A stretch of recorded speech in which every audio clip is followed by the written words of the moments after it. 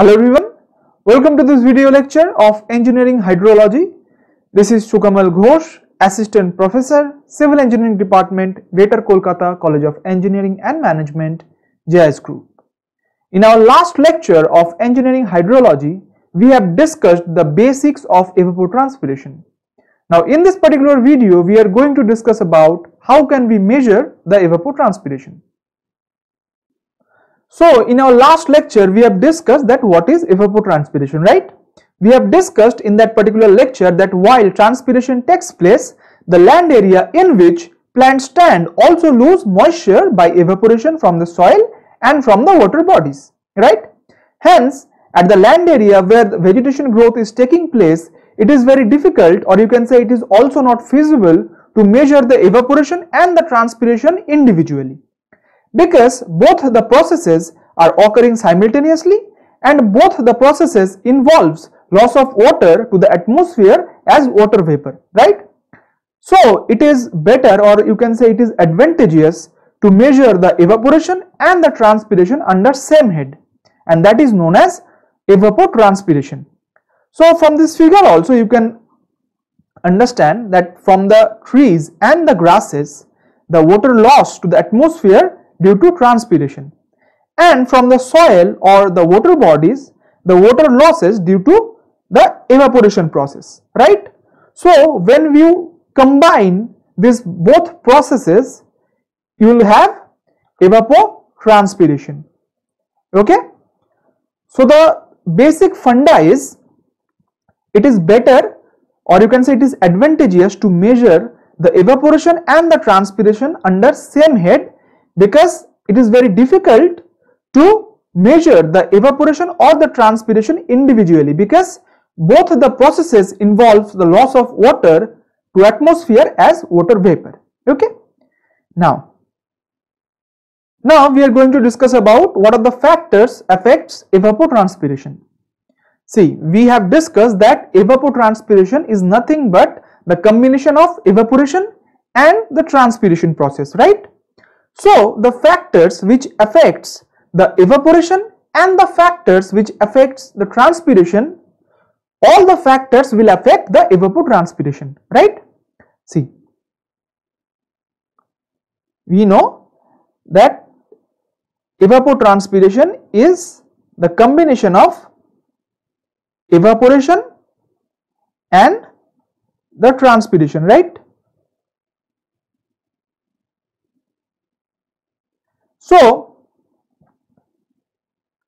the factors which affects the evaporation and the factor which affects the transpiration process will affect the evapotranspiration. Okay, like wind speed, mean monthly temperature, humidity, this all parameters affects evaporation, right? And the parameters like sunshine hour, types of crop, moisture level in the soil, these parameters affects the transpiration. So all these parameters are also affecting the evapotranspiration. Okay, now before going into the detailed discussion about the measurement of evapotranspiration, we should know certain definitions such as field capacity. So what is this field capacity? The field capacity is the maximum quantity of water that the soil can retain against the force of gravity. Okay, if a soil having more water than field capacity, then the extra amount of water simply drained away. Okay, and the field capacity depends upon the characteristics of soil. Okay, now what is this permanent wilting point? See, the permanent wilting point is the moisture content of soil at which no moisture is available in sufficient quantity to sustain the plants.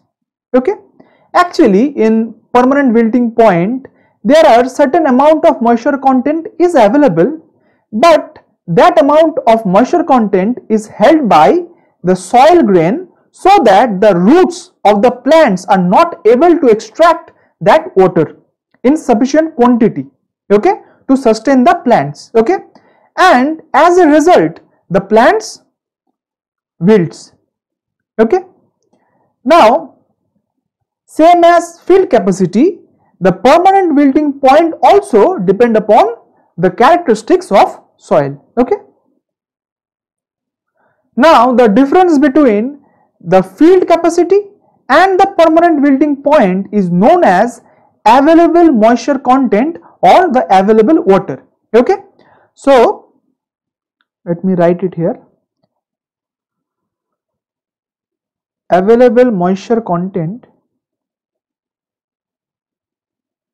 can be given as field capacity minus permanent wilting point. Okay, now the available moisture content is very important for the plant growth. Okay, now we are going to discuss about consumptive use. So what is this consumptive use? See, if you combine the amount of water loss due to evapotranspiration process and the amount of water loss due to the metabolic process of plants in which they builds up their tissue, then you will have consumptive use. Okay, let me write it here. A consumptive use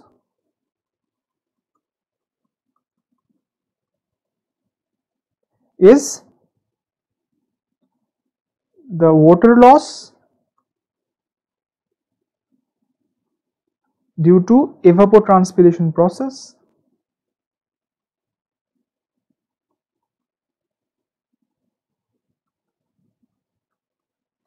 and the water used by the plants to build up their tissues. Okay, so in this way consumptive use can be given. Okay, now consumptive use can also loosely termed as evapotranspiration. Okay, now you may ask me that I have just defined that consumptive use is the the total amount of water loss due to evapotranspiration and the water loss due to the metabolic process of the plants to build up their tissues. But suddenly I am saying that consumptive use can be loosely termed as evapotranspiration. Then these two comments are contradicts. But actually what happened, my friend, that the water used by the plants to build up their tissue is very, very small. Okay, it means the amount of water used by the plants to build up their tissue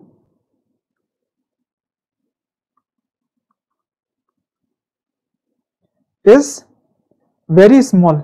Okay, it is almost negligible. You can write it negligible. Okay, so in this way you can cancel this term. It is almost zero.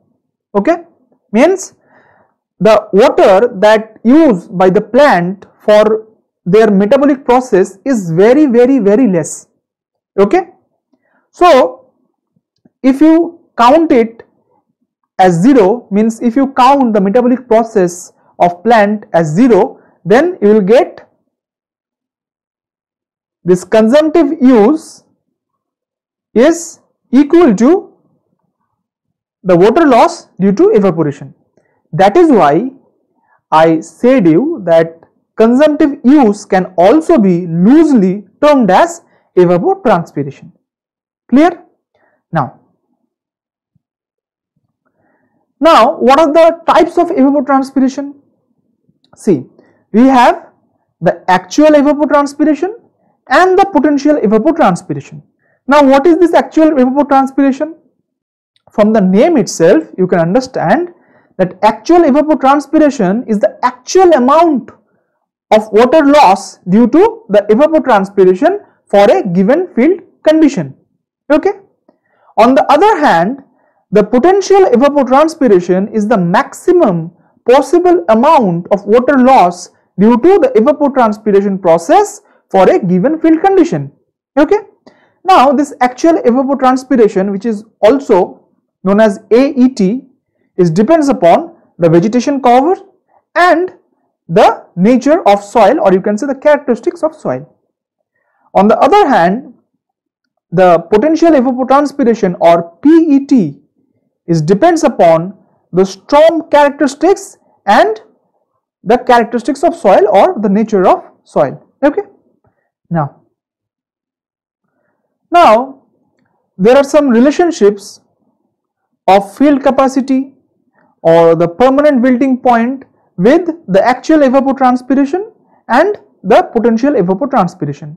That is why we have discussed that field capacity and this permanent wilting point before knowing about this actual evapotranspiration or potential evapotranspiration. Okay. So if the soil moisture is equal to the field capacity, means in a certain land where the vegetation growth is taking place, in that particular land, if the soil moisture is equal to the field capacity, then the ratio between actual evapotranspiration and the potential evapotranspiration will equal to 1. It means the AET will be equal to PET, means the actual evapotranspiration will equal to the potential evapotranspiration if in certain field the soil moisture is equal to the field capacity. Okay. But if the soil moisture is equal to the permanent wilting point, then this ratio of actual evapotranspiration and the potential evapotranspiration will equal to 0. Okay. And that is why the ratio of AET and PET can be maximum 1 or minimum 0. It means this ratio can be vary from 0 to 1. Okay. Now there is a term called aridity index, based on which you can classify the climate. Okay. Now this aridity index can be given by PET, that is potential evapotranspiration, minus AET, that is actual evapotranspiration, whole divided by PET into 100. Okay. Now if in certain area the aridity index is more than 50, then the climate of that particular area is severe arid.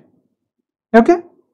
Now if in somewhere the aridity index varies from 26 to 50, then the climate of that particular area can be classified as moderate arid.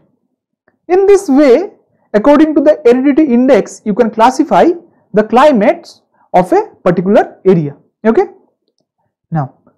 Now we are going to discuss about what are the various methods to measure the evapotranspiration process. Okay. Basically, there are 3 methods to measure the water loss due to the evapotranspiration process. Okay. We can use the lysimeter to measure the amount of water loss due to evapotranspiration process. Okay. Basically, this lysimeter is a special watertight tank. Okay.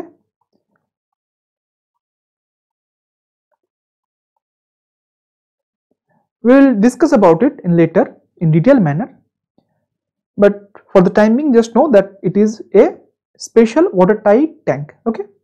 Now we can also use the field plots to measure the water loss due to evapotranspiration process. Okay. And last but not the least, we can use the evapotranspiration equations or the empirical formulas to measure the water loss due to evapotranspiration process. Okay, we can use the Penman's equation, or we can use the Blaney-Criddle formula. Okay, so let's discuss one by one all these methods. Okay, now as I discussed in the earlier slide that a lysimeter is a special watertight tank, okay, which contains a block of soil and it is set in the field of growing plants. Okay, now a lysimeter is buried into the soil, and a lysimeter should be so buried that the soil is at the same level inside and the outside of the watertight tank. Okay, and the plants and the soil which is within the container, or you can say the lysimeter, should be same as the surrounding field. Okay, see, it is written over here, the plants grown in the lysimeter are the same as in the surrounding field. Also, they should be so buried that the soil is at same level from inside and outside of the container, means from outside of the lysimeter. Okay, now lysimeter should be designed to accurately reproduce the soil condition, the moisture content, the type and the size of vegetation of surrounding area. Now, the main disadvantage of lysimeter is it is very time consuming process. If you want to measure the water loss due to evapotranspiration using this lysimeter, then it will take so much time, and apart from that it is very expensive to use. Okay, so these are the basic disadvantage of lysimeter, that a lysimeter is a time consuming method and it is expensive too. Okay, now how can we measure the water loss using this lysimeter? See, this is the whole arrangement of lysimeter. Okay, this whole arrangement is also known as lysimeter station. Okay, as we have the rain gauge stations, in the same way we also have this lysimeter station. Okay, see, this is the lysimeter. Okay, and you can see the soil within the lysimeter is kept at the same level of the surrounding field.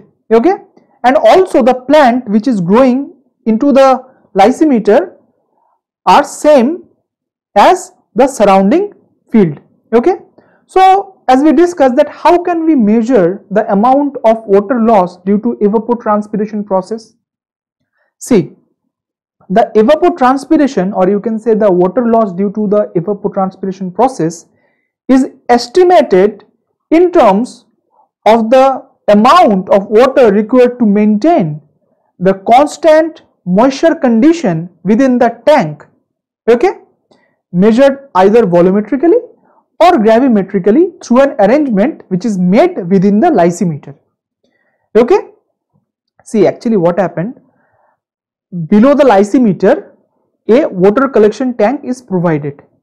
Okay, now we need to supply the water into the lysimeter so that the plant within the lysimeter can grow.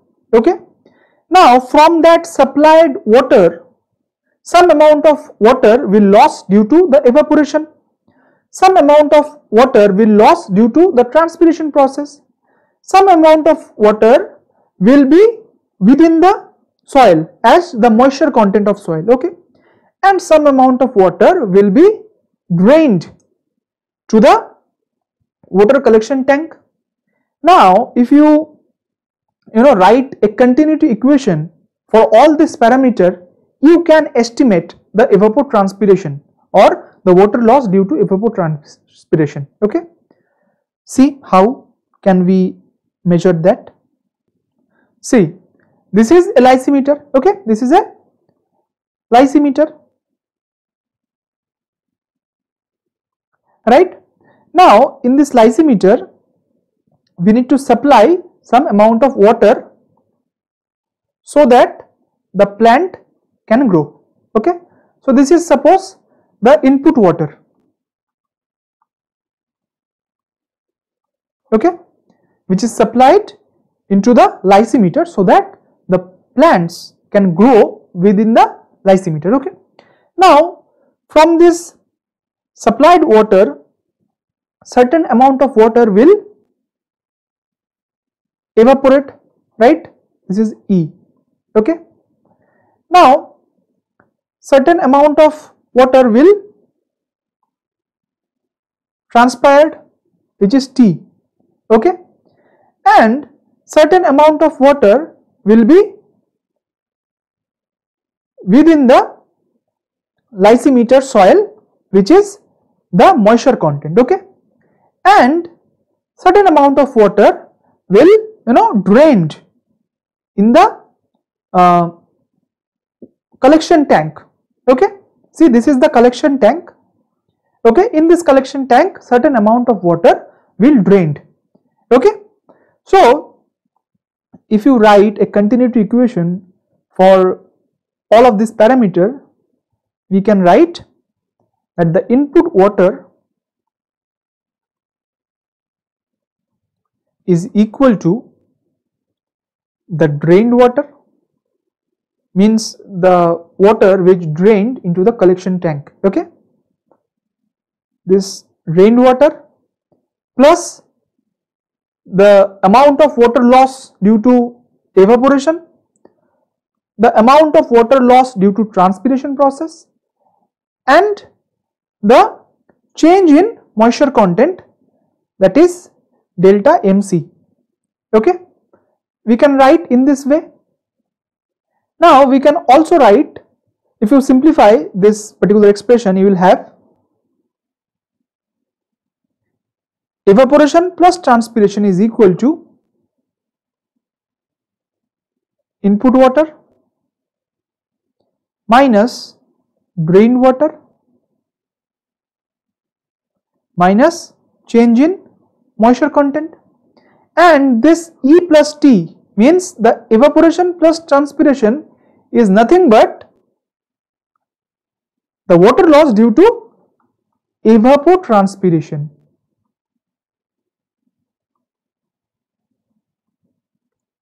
Okay, in this process we can measure the water loss due to evapotranspiration using the lysimeter. Okay, now we will discuss about the field plot method. Now in field plot method, the measurement of water loss due to evapotranspiration process is comprises of the elements of water budget in a known time of interval.